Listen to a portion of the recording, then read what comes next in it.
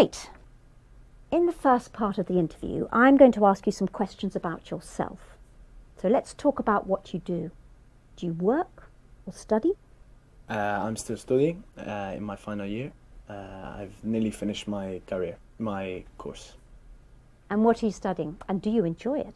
I'm studying law, and yes, I do enjoy it, most aspects of it, but in this final year there's a lot of hard work and a lot of reading, and I cannot say that I enjoy all of this reading, but what I really enjoy is working on case studies. What I mean is discussing cases. I like to exchange ideas with people. So what are your future plans? I want to have a career in law. I have to decide which area to specialize in first, and then maybe study for another 4 or 5 years.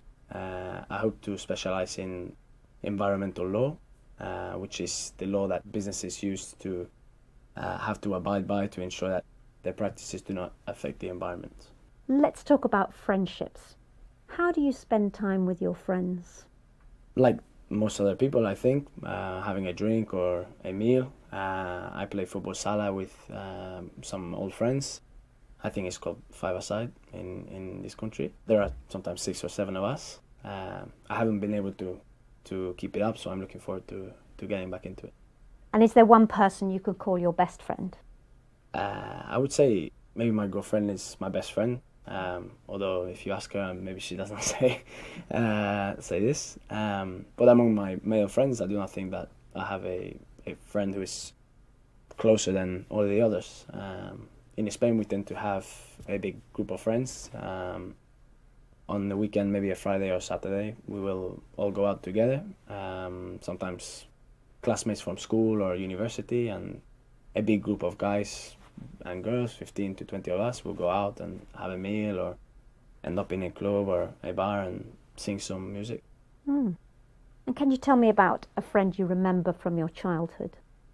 That is going back a long time.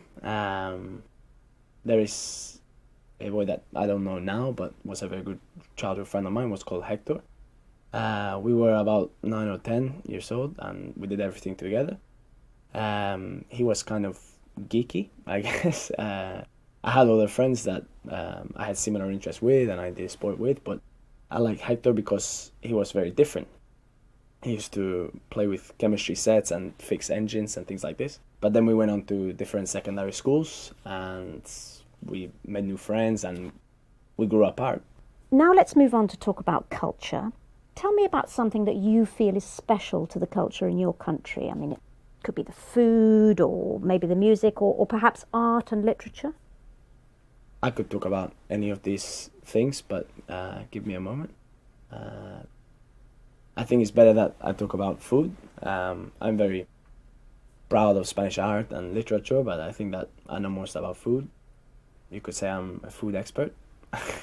Actually, I think Spanish food could be more recognized. I mean, everybody knows dishes like tortilla and paella, and there are tapas restaurants in every city, but our cuisine is more sophisticated than that. And when everybody comes to Spain, they think that we only ever eat snacks, and when you go for a meal, there are lots of dishes on one table.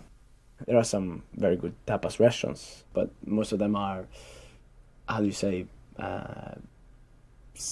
specialized, not specialized, standardized, because they make the food so that everybody will like it. It's like Italian food or Chinese food. So is there a traditional dish that's associated with your country?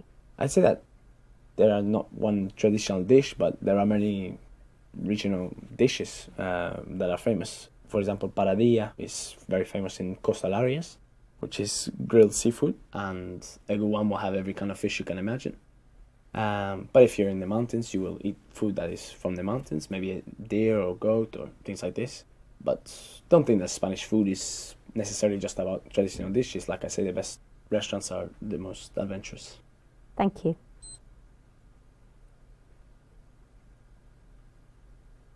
Now, I'm going to give you a topic and I'd like you to talk about it for 1 to 2 minutes.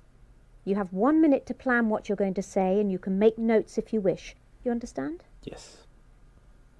So, there's your paper and pencil. And That's your topic. So I'd like you to describe an event that you attended recently.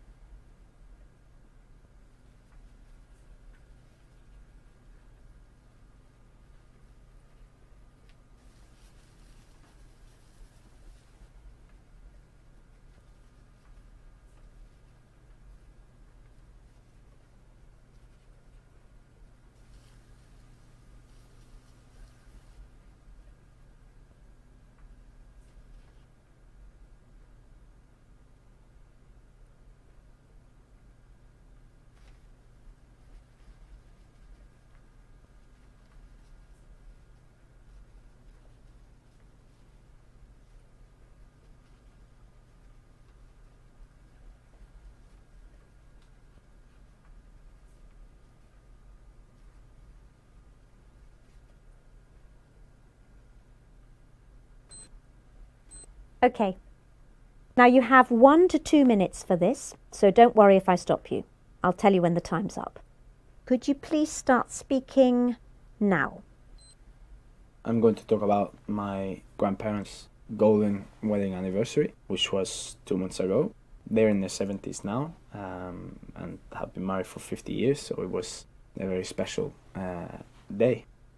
I have been to many kind of anniversaries and parties and weddings, but I must say that I enjoyed this day more than any other. It was a moving and memorable day. I think that the combination of the importance of the day and the fantastic atmosphere was what made it so special.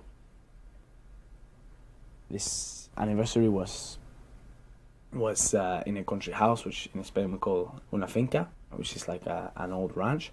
There were many guests who came from far and wide. This venue was perfect because there was a courtyard and a big garden, a magnificent hall where we could have the evening meal. My girlfriend and my brother's girlfriend, they came together with us. As soon as we arrived with everybody there, my mother, she saw everybody and started to cry. I can tell you that my mother, she cries very easily, and there were plenty more tears on this day. There were musicians playing in the courtyard, like an orchestra with just 4 people, and everybody had a glass of champagne. Now, perhaps the most important thing of this day was the people that I saw there. I saw many uncles and aunts that I had not seen for many years, and many cousins that I had not seen since I was a boy. My mother's brother came from Canada, and one of my grandfather's sisters came from Australia. It was very emotional, and it was wonderful to see my grandparents this happy.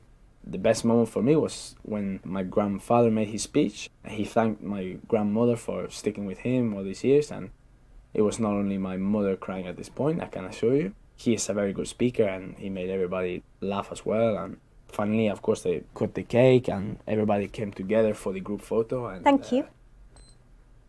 So what time did you get to bed that night? I think we were some of the last to leave at around 2 a.m. Thank you. Can I have the booklet, the pencil and the paper? Thank you.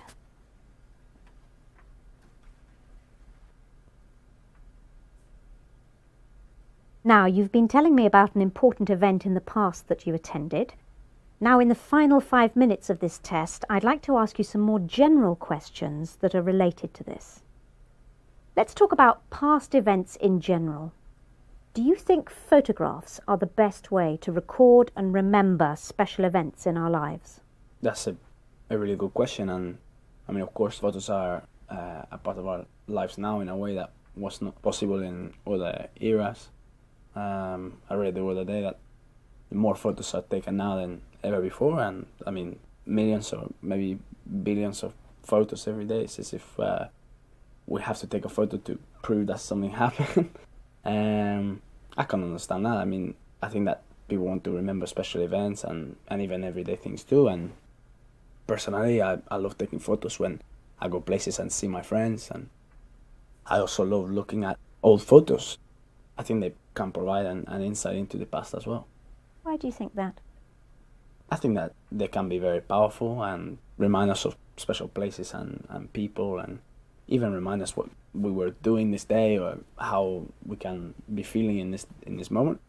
And they are also a record of our lives visually, and for example, photos of you as a baby and then as a child, and that thing is an incredible thing, like a diary. I think it can act as a trigger for memory as well.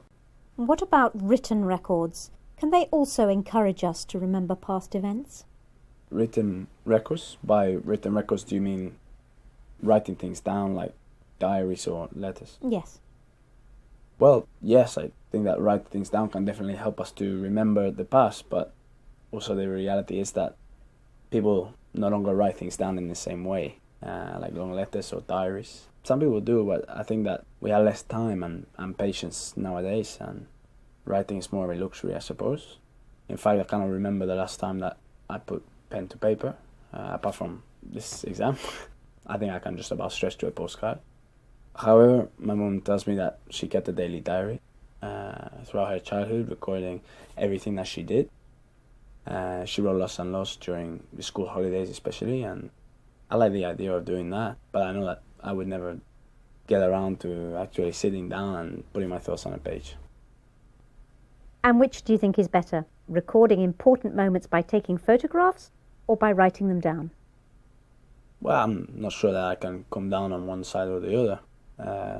So on balance, I would say that visual image is more powerful.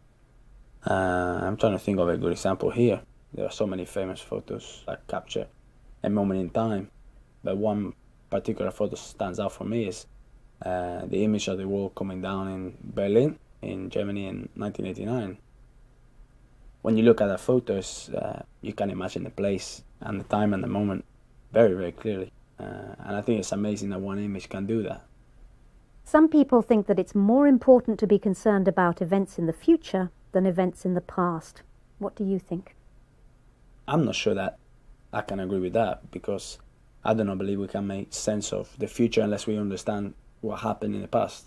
Why do you say that? Well, in Spain we are very proud of our culture and identity, and I'm sure that that is true for many people across the world. Maybe that's why so many people spend a lot of time researching back into their family history. I know that from traveling around to other countries like the UK, how important history is and how important celebrating the past is. It enables people to understand where they came from and where they are going. So in that sense, the past and the future are linked. So we cannot forget the past, even if we do want to concentrate on the future. Thank you very much. That's the end of the speaking test. Thank you.